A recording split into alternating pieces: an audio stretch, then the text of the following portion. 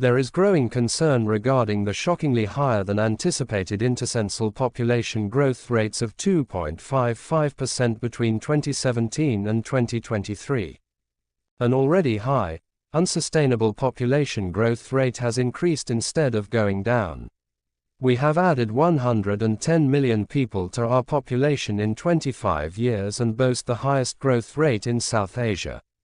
The Population Council and UNFPA's report Pakistan at 2050 addresses demographic change, future projections, and the consequent challenges and opportunities vis-a-vis Pakistan's development landscape.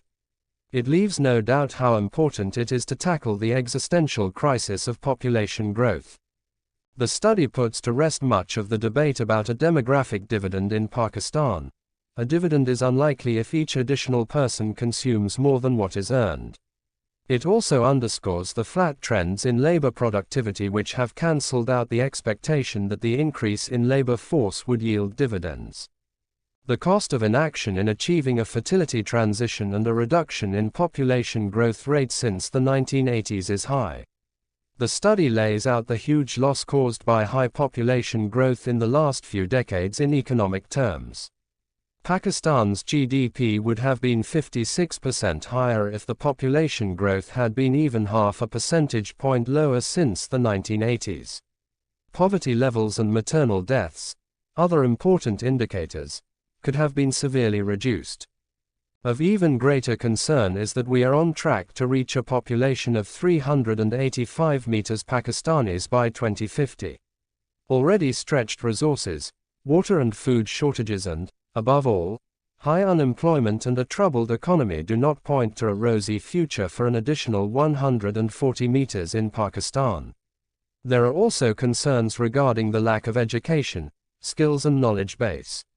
This puts our labor force at a disadvantage in today's fiercely competitive markets.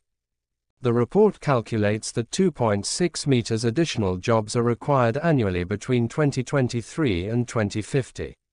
At the moment, it is mainly the services sector which has largely absorbed the surge of additional workforce. We face challenges in absorbing the full workforce and will need to plan for it.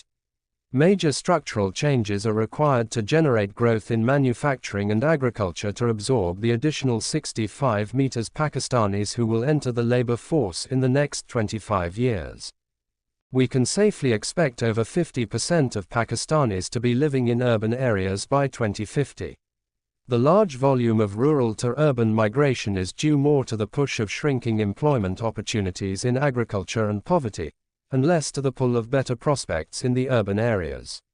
The lack of structural changes that accompany urban transitions elsewhere are of concern. This includes the lack of any sharp decline in the continuing high rates of fertility in cities and towns. There is a message of hope though, if the leadership prioritizes two clear policy directions.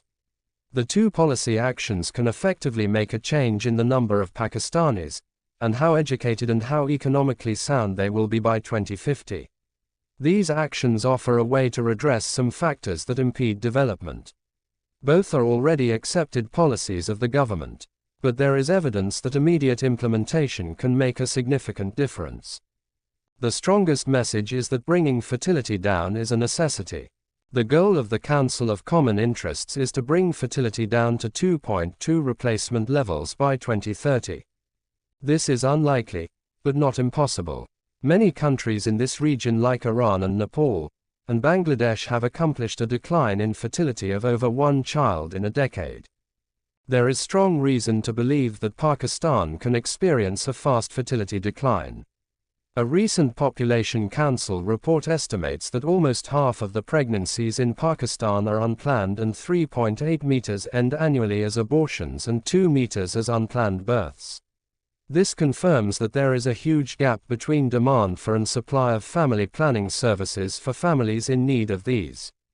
The second necessary policy is the implementation of compulsory primary education for all children by 2028. This is obligatory as mandated by Article 25A of the Constitution. Furthermore, the government has declared an education emergency. It is necessary also to rectify the shameful figure of 25 meters out of school children.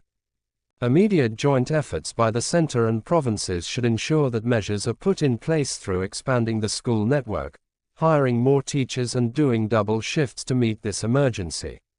A full generation of Pakistani children in school completing primary education would signal the intent to walk the talk of an educational emergency. These two actions alone will lead to 50 meters fewer Pakistanis and doubling of the per capita income by 2050. We will be able to claim a full generation of children having completed primary education and a generation of educated mothers in another few years. Both these actions are based on the human rights agenda. Additionally, they will provide the tailwind to catch up with key SDG goals on health, hunger and poverty, education and climate change by 2030. The report stresses that gender inequities, particularly involving women and girls, deserve special attention. Their education and labor force participation is essential for any social or economic transformation. Evidence is given that Pakistan's demographic and development trajectory today would have been totally different had there been investment in female education.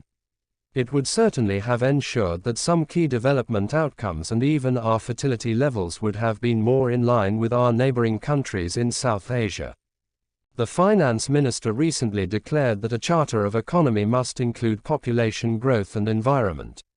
It is an ideal opportunity to prioritize the goals related to these and reverse the demographic crisis.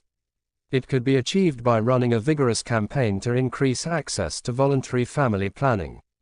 Pakistan's birth rate can be brought down to sustainable levels.